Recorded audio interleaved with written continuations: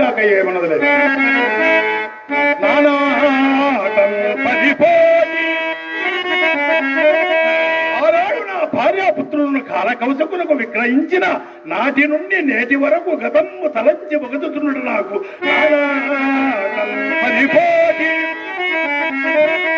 నామది దురంతం పైన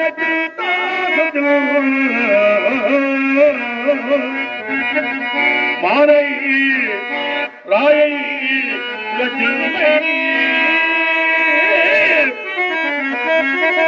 సగుణమైన చైతన్య నిర్వికృతి మీళ్ళు కీళ్ళు నొక్కడి యోగి పదం